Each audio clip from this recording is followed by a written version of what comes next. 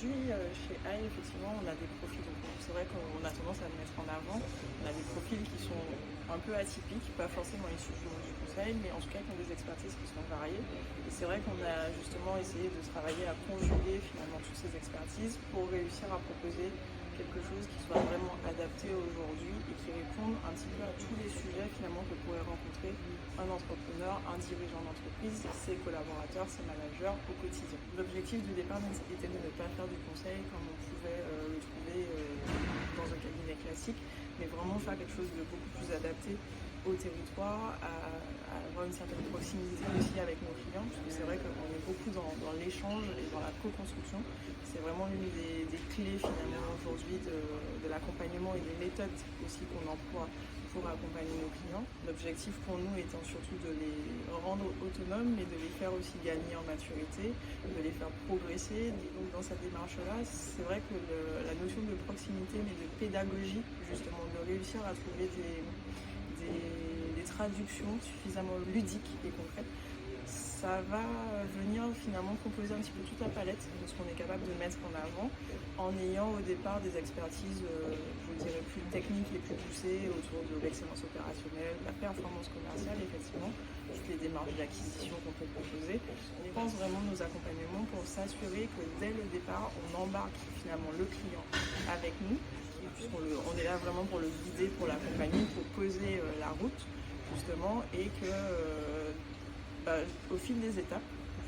il gagne en maturité et il arrive à se projeter. On va faire beaucoup d'ateliers de co-construction de façon générale, donc le design thinking, on va faire des ateliers de lean management également, d'autres méthodes qu'on peut déployer tout au long de nos accompagnements, mais toujours dans cette logique d'être focus sur la problématique de départ et comment on s'assure de construire une solution qui réponde justement aux besoins qui a été plus ou moins exprimé, puisqu'en général il n'est pas toujours très clairement exprimé par le client, mais qui à la fin, quand on regarde la solution, ok, ça fit et ça répond vraiment à la problématique qu'on avait énoncée au départ. Ces derniers mois, effectivement, on a pu accompagner des clients sur des projets d'envergure locale, voire caribéenne, et c'est vraiment pour nous une fierté finalement de pouvoir à la fois mettre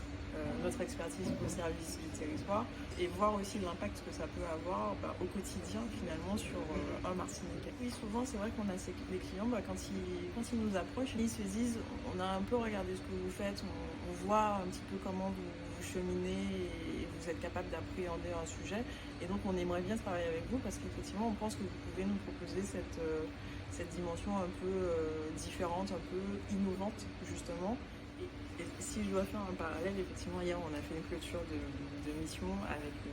Aurélie du coup, et notre cliente qui nous a dit bon, honnêtement, quand vous m'avez proposé de travailler de cette façon, je m'avais dit il faut qu'on fasse des ateliers au début, il faut embarquer les gens. J'étais clairement très très sceptique.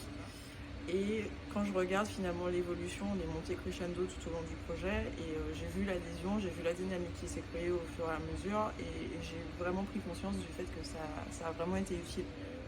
Finalement, et on le dit assez souvent, la plus grande cause d'échec d'un projet, ce sont les hommes. Ils comprennent pas, ils n'ont pas envie, ils adhèrent pas, donc ça fonctionne pas. On a clairement traduit ça justement à travers les ateliers qu'on a pu faire, les sessions qu'on a pu animer, la pédagogie qu'on a pu mettre aussi pour accompagner finalement des acteurs publics.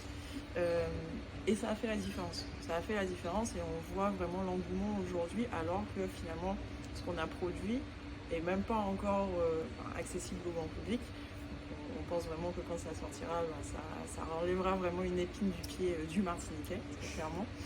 On était vraiment contents en fait d'avoir ce retour-là et ça nous confirme finalement qu'on a aussi raison d'aller dans ce sens-là et d'essayer justement de sortir un peu des sentiers battus. On passe beaucoup de temps à parler avec les gens